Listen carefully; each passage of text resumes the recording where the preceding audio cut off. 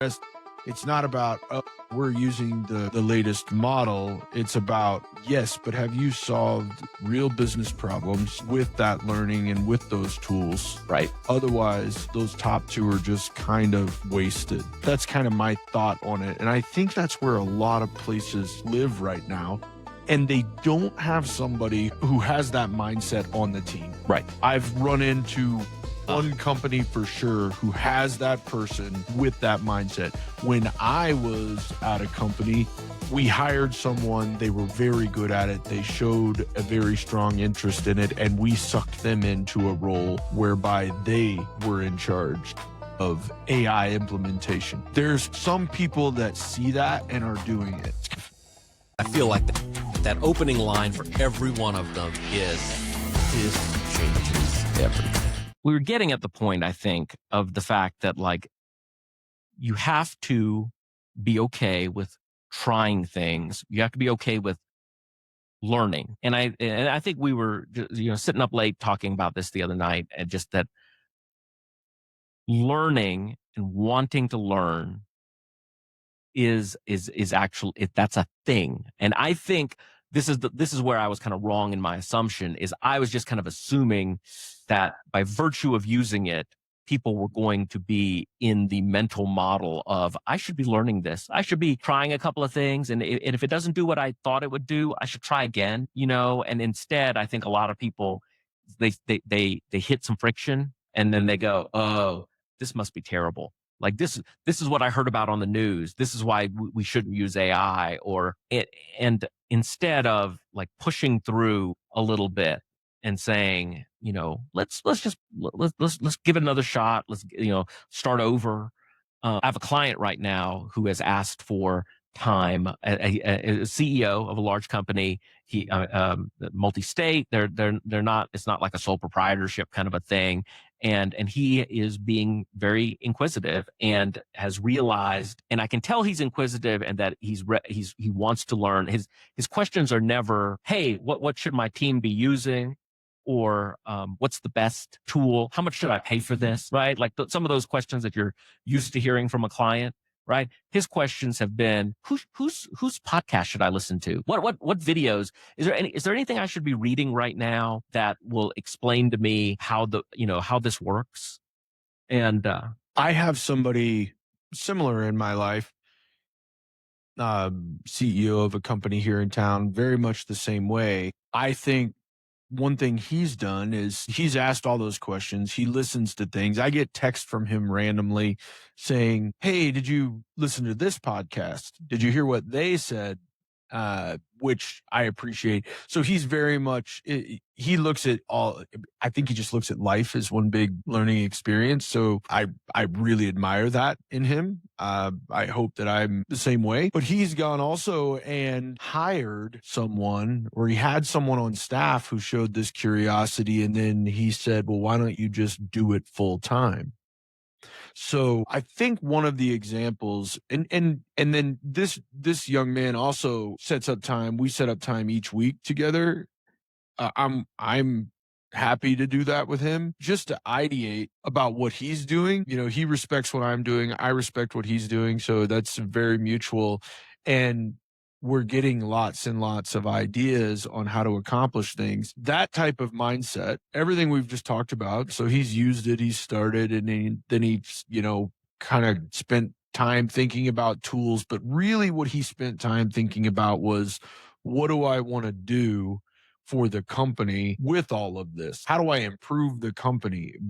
And the outcome you saw out of that yesterday, when we did a little bit of a show and tell exercise with that company. And I think what he's done is, there's so many smart things about it. He's an engineer kind of by trade.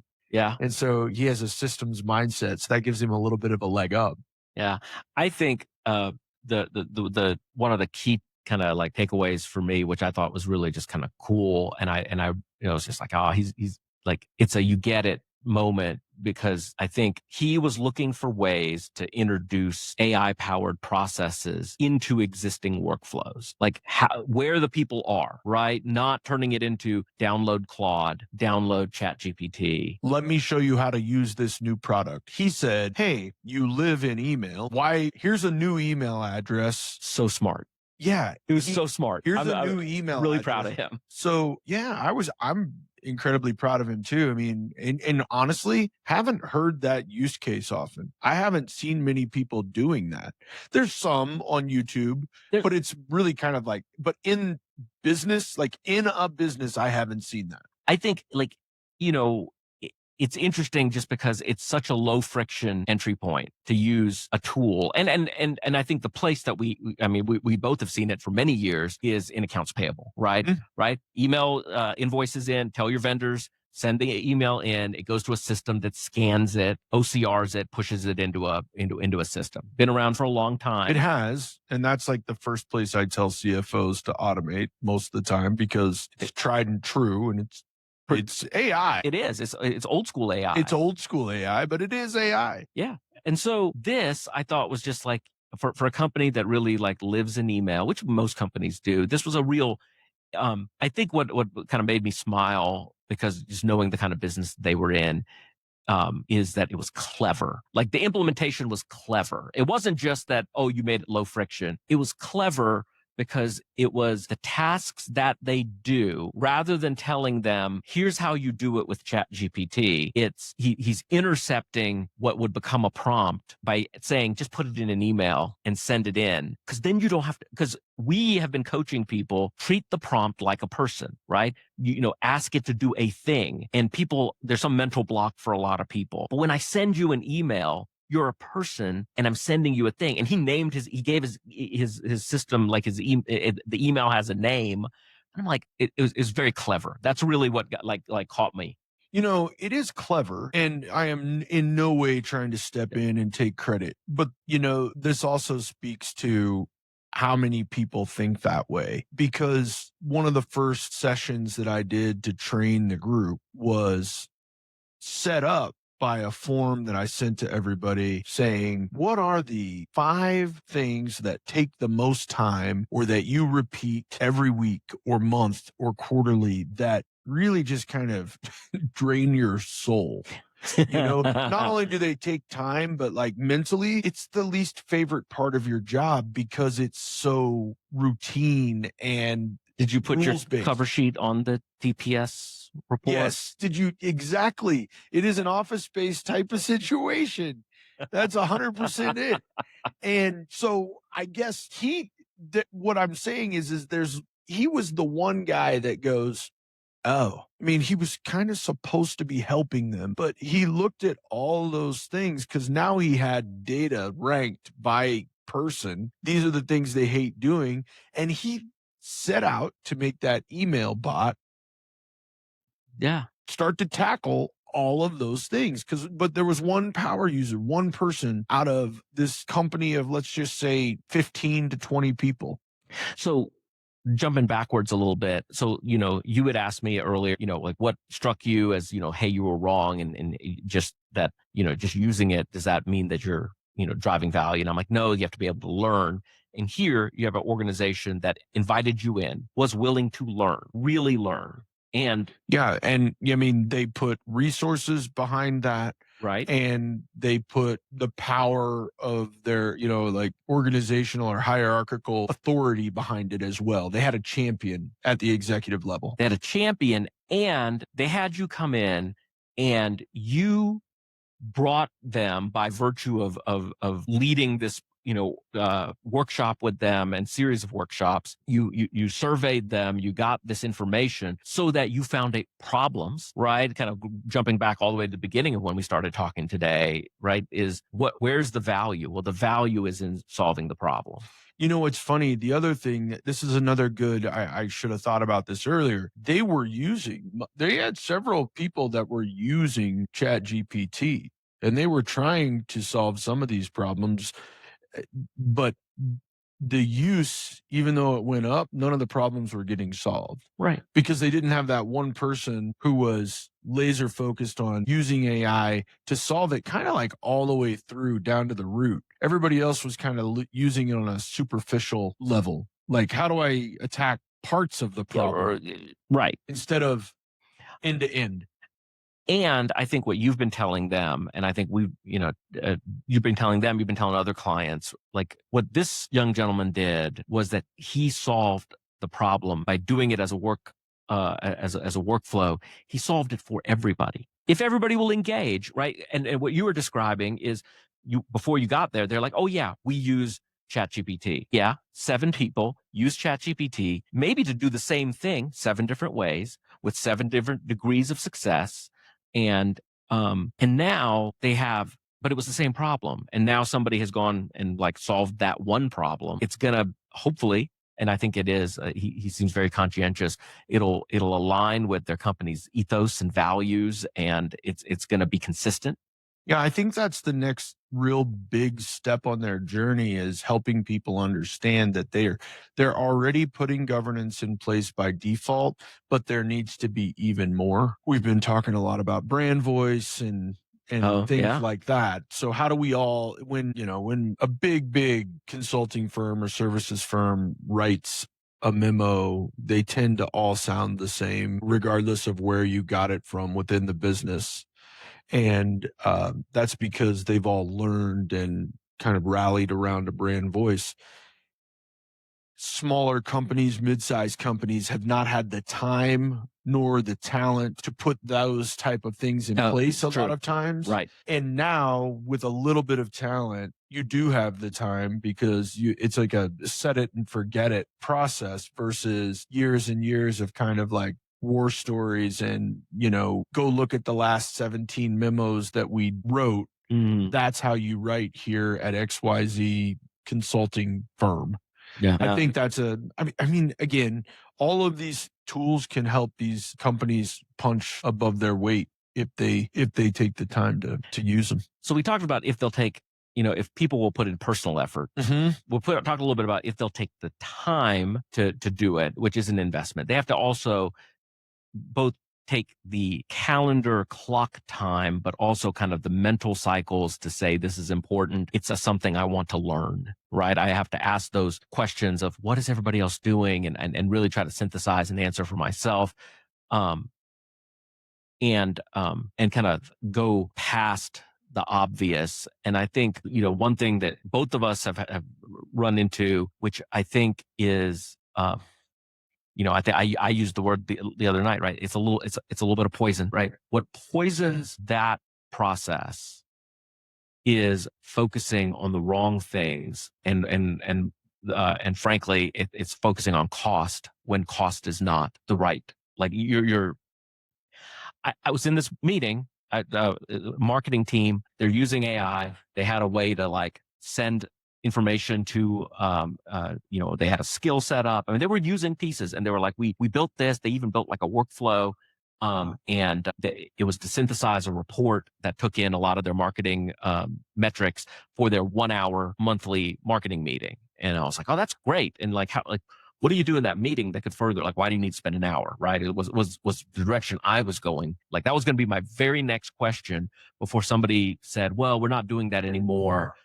Because running that report was expensive, so we stopped doing it. And then I was like, well, what do you mean it was expensive? Well, it was 30 cents every time. And I'm like, for everybody who runs it, it would be another 30 cent. How many times were they running it a week? Even if it were 10, right? Yeah. Right. I was just like, right. I was here for $3 a week. Right. And sit and within eye shot, I could look out the door. There's a platter of bagels and like buckets of cream cheese. How much does that giant platter of bagels cost? Right. And I wasn't trying to be a jerk and I wasn't trying to. And I think that's food. That's like food for the convenience of employees. And if you haven't kept up with the tax situation, that's not tax deductible anymore. So, oh my gosh. So, I mean, here. So the 30 cents was though. The 30, well, that can hit the P&L. That's going to hit the right. It's not be pulled out. Below the anyway, line. Okay. I mean, So the conversation, though, I mean, we went off just like we did here, kind of derailed off of like, you're saving 30 cents. Why? Why was that significant? Why did that even like register as an issue? And they're just like, well, it could end up costing a lot. And I'm like that is like and again, not shaming them. I think people are trying to do the right thing, but like that's the worst application of like the slippery slope argument that I've heard in a long time. Yeah. Right? It's like, oh, it could. And you and I have talked at length about how much we invest ourselves personally and our with our consulting companies into the work that we're doing Right. and at what we spend every month on AI tools. And right, we've talked about the investments that we made into say, hey, we wanted to do this podcast and we bought mics and Right. fun things like that. But the idea that you're trying to control costs and I've worked with a lot of people over the years who really kind of doubled down on, I stay at the cheap hotel. I always go on, Expedia, and I get I get a coupon for my rental car when I travel. I don't spend my per diem when I'm traveling. And there's this like equation in their head, I think, right? Of like, I mean, I think about like the people that are the generation before us that were 30-year lifers at the companies that they worked at, thinking, well, the boss man, CEO, he's going to know that I'm the guy who's looking out for the company. And I'm like, your savings aren't even close to a rounding error Right. for the problems that company has. You are not, there's no needle you're moving and there's no cookie that you're going to get from anybody at the end of the day. Good job. No, not for saving $50 on a hotel.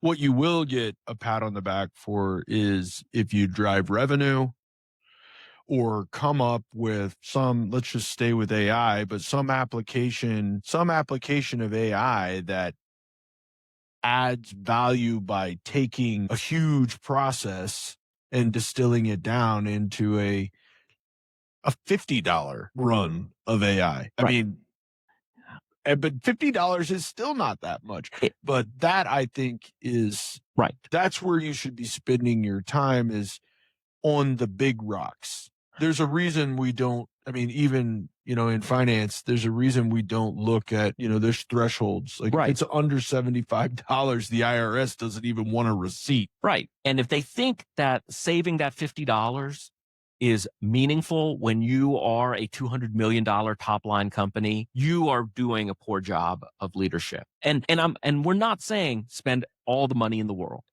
And I'm actually trying to advise my clients that this is next year's problem. Next year, things will be changing even further. Next year, hopefully you will have adopted things. Next year, you can try to optimize what you're doing. But if you are trying to save money without doing anything to optimize and drive value and revenue, and therefore you think that you did something good because you saved some money, I think, you drove this in the wrong direction. Yeah. Saving money doesn't typically help the employee experience or the customer experience unless you're going to pass some of those savings through to the customer. It doesn't typically, and what companies typically do that. What is inflation right now? I don't know that. Right. I think they're passing on costs to the customer. I don't think they're getting savings and Easy then to tack passing it on those to- onto the customer. It's not about just talking the talk. So learning and being able to say I use it. It's not about, oh, we're using the latest model. It's about, oh, yes, but have you solved real business problems with that learning and with those tools? Right. Otherwise, it's just kind of those top two are just kind of wasted. That's kind of my thought on it. And I think that's where a lot of places live right now. And they don't have somebody who has that mindset on the team. Right. I've run into one company for sure who has that person with that mindset. When I was at a company, I actually we hired someone. They were very good at it. They showed a very strong interest in it, and we sucked them into a role whereby they were in charge of AI implementation. There's some people that see that and are doing it. So I think so. And again, as a leader, you're encouraging that, right? And I think, I mean, and I'm speaking to like guys and men and women who are leading this next generation of folks that are coming up, that like, be careful how you are encouraging these folks to do their work, because if you give them artificial guidelines or guardrails, if you get them wasting mental cycles on saving $50, or focusing on the wrong things rather than staying focused on driving revenue, right, growing customer base, um, and yes, you want them to be efficient, yes, you want them to be conscientious and good stewards of what they have, but we've really got to be pushing these folks with good ideas, encouraging them and giving them some latitude, right, giving folks room to fail. And then when they fail, making sure that everybody acknowledges that it was a learning experience, not a failure. Right. So, bottom line, what have you done with it? I think that's the biggest thing. You have to learn, you have to have good tools, but that's not the end of the story. I think that's where people feel comfortable speaking right now, because the people that want to talk about the tools and how much they use it and this and that and the other, I think a lot of times are just covering up for the fact that they haven't done a whole lot meaningful with it. Right. I feel like I'm going to get in trouble for saying that, but that's kind of that's what I see. That's kind of like the truth that I see out there. As we go forward with functional executives, we're going to try to have some folks, different walks of life, but either implementers or curious minds, people who are interfacing with different industries, and we're going to be asking them these questions. Yeah, we're going to ask them these type of questions, and I know for sure that there's a few folks that will join us that are implementing and have solved real business problems, and they're not Anthropic, Google. Pick another big company that you're thinking about. It doesn't matter. This is actually happening in the mid-market and in smaller businesses. People are finding ways to use it. And those are the stories that I think we need to hear even more about. Yeah, I think we're going to be hearing about how those are being built, what those problems are, who the types of people are that are solving them, and what hopefully that will encourage folks who are listening to seek and find similar cases, to dig in and actually do something, right? Rather than just talk about doing something. Yeah, I love that. Veer, thank you so much again for coming out. This has been so much fun. Right? Thank you for opening up your home. Yeah, and I think it's also cool that there's a 13-year-old kind of producing our show right now. So big shout out to my son for doing that. Right. He was awesome. He, made sure that my microphone would actually end up mounted today. That was fantastic. He came in and saved the day on that one. So, I mean, it was fun to have the whole crew here and doing this. And really excited for season 2 of the show and where this is headed. Having a lot of fun in these conversations out in the world. So thanks again, man. All right. Well, this has been Jim and Veer doing Functional Executives. All right.